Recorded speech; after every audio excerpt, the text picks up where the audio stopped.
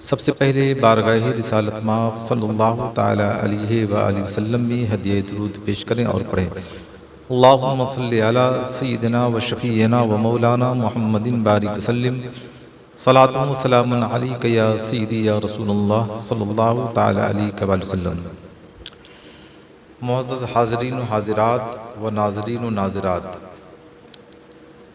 اللہ تبارک و تعالیٰ کا لاکھ لاکھ فضل و کرم ہے کہ اس نے ہم پر رمضان المبارک کا مبارک مہینہ سایہ فگن کیا، اور یہ مہینہ اختتام پذیر ہونے والا ہے، 2 روز کا مہمان ہے۔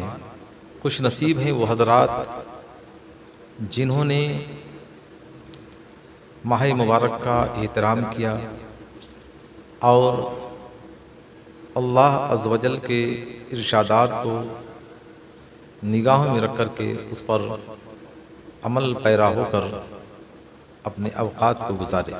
جس طریقے سے صاحب نصاب پر زکوٰۃ کا ادا کرنا فرض ہے، اسی طریقے سے صاحب نصاب پر صدقہ فطر ادا کرنا واجب ہے۔ جو مسائل ہیں زکوٰۃ میں وہی مسائل ہیں صدقہ فطر۔ عبادت 2 قسم کی ہوتی ہے، ایک ہوتی ہے بدنی عبادت جس میں عبادت کا تعلق بدن سے ہوتا ہے، اور ایک عبادت ہوتی ہے مالی عبادت جس کا تعلق مال سے ہوتا ہے، اور ایک وہ عبادت ہوتی ہے جس کا تعلق بدن سے بھی اور مال سے بھی دونوں سے ہوتا ہے۔ تو نماز، روزہ یہ بدنی عبادت ہے، اس کا تعلق بدن سے ہے۔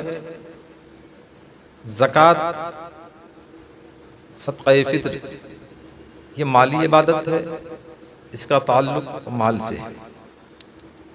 اور حج یہ مالی عبادت بھی ہے اور بدنی عبادت بھی ہے، جس میں مال بھی لگتا ہے اور بدن کا استعمال بھی ہوتا ہے، انسان کو محنت و مشقت بھی کرنی پڑتی ہے۔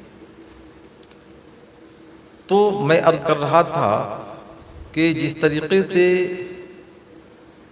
زکوٰۃ صاحب نصاب پر فرض ہے، اسی طریقے سے صاحب نصاب پر صدقہ فطر واجب ہے۔ بچے ہیں ان پر صدقہ فطر واجب نہیں ہے، ہاں اگر ان کے والدین غنی ہیں تو والدین پر فرض بنتا ہے کہ اپنے بچوں کی طرف سے وہ صدقہ فطر ادا کریں۔ صدقہ فطر کتنی اہمیت کا حامل ہے، آئیں آپ کو مثال کے ذریعہ سمجھاتا چلوں۔ حدیث مبارکہ ہے کہ جب پروردگار عالم نے زمین کی تخلیق فرمائی تو زمین ہلنے لگی، تو پروردگار عالم نے اس پر کیل ٹھوک دیا۔ وہ کیل کیا ہے؟ پہاڑ۔ فرشتوں نے اپنے پروردگار عالم کے حضور عرض کیا، یا الہ العالمین، کیا اس پہاڑ سے بھی کوئی ایسی شے ہے جو طاقتور ہو؟ پروردگار عالم نے ارشاد فرمایا، ہاں اس سے زیادہ طاقتور لوہا ہے۔ فرشتوں نے پروردگار عالم کے حضور پھر عرض کیا، یا الہ العالمین، کیا لوہا سے بھی زیادہ کوئی طاقتور ہے؟ پروردگار عالم نے ارشاد فرمایا، میرے فرشتوں، ہاں اس لوہے سے بھی زیادہ طاقتور ہے۔ فرشتوں نے عرض کیا، وہ کیا ہے؟ پروردگار عالم نے ارشاد فرمایا، وہ آگ ہے۔ پھر فرشتوں نے پروردگار عالم کے حضور عرض کیا، یا الہ العالمین، کیا آگ سے بھی زیادہ طاقتور کچھ ہے؟ پروردگار عالم نے ارشاد فرمایا ہاں میرے فرشتوں آگ سے بھی زیادہ طاقتور ہے، وہ کیا ہے؟ تو پروردگار عالم نے ارشاد فرمایا پانی ہے۔ پھر فرشتوں نے عرض کیا یا الہ العالمین کیا پانی سے بھی زیادہ طاقتور ہے؟ پروردگار عالم نے ارشاد فرمایا ہاں پانی سے بھی زیادہ طاقتور ہے۔ فرشتوں نے عرض کیا یا الہ العالمین وہ کیا ہے؟ تو پروردگار عالم نے ارشاد فرمایا وہ ہوا ہے۔ ہوا دریا کی طغیانی کو بھی پلٹ دیتا ہے۔ ہوا کے اثرات جو ہوتے ہیں دریا کی طغیانی کو پلٹ دیتے ہیں۔ ہوا جب چلتی ہے تو دریا بھی منتشر ہو جاتا ہے۔ فرشتوں نے عرض کیا یا الہ العالمین کیا ہوا سے بھی زیادہ طاقتور کوئی ایسی شے ہے؟ تو پروردگار عالم نے ارشاد فرمایا ہاں میرے فرشتوں وہ ہے انسان، اور وہ یہ ہے کہ دائیں ہاتھ سے صدقہ ادا کرے تو بائیں ہاتھ کو خبر نہ ہو۔ یعنی اللہ تبارک و تعالی کے حکم کو اپنی نگاہوں میں رکھ کر کے وہ خیرات کر رہا ہے، صدقات کر رہا ہے، عطیات کر رہا ہے، تو ان تمام چیزوں پر حاوی ہے اور بھاری ہے۔ لیکن دائیں ہاتھ سے دے تو بائیں ہاتھ کو خبر نہ ہو، اس کا مطلب یہ ہے کہ وہ جانے اور اس کا رب جانے، اس میں دکھاوا نہ ہو، ریا نہ ہو، مکاری نہ ہو۔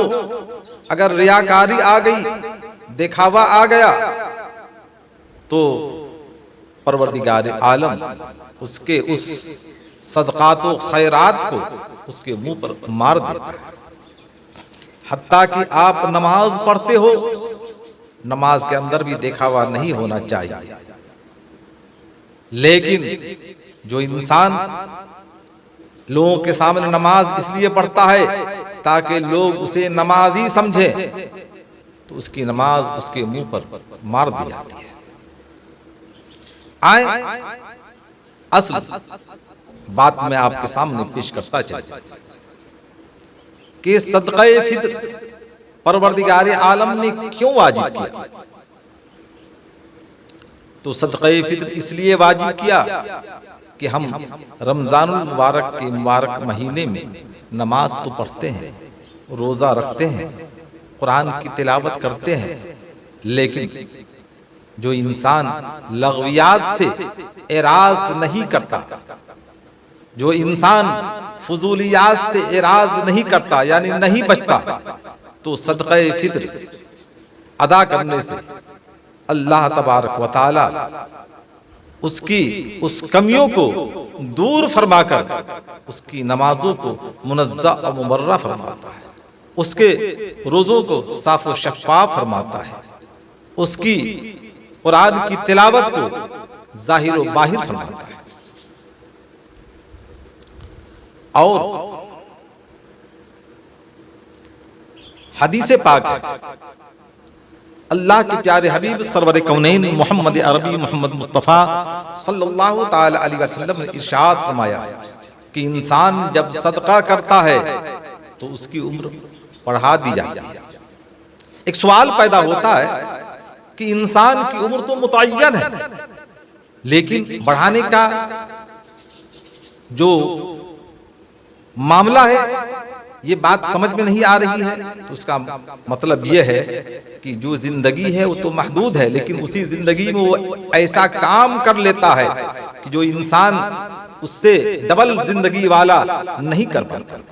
اور پھر یہ کہ اللہ قادر مطلق ہے، وہ جس کی عمر چاہے تو بڑھا دے، جس کی عمر چاہے تو گھٹا دے۔ انسان عمل خیر کرتا ہے تو اللہ تعالیٰ عمل خیر کی بنیاد پر اس کی عمر کو بڑھا دیتا ہے۔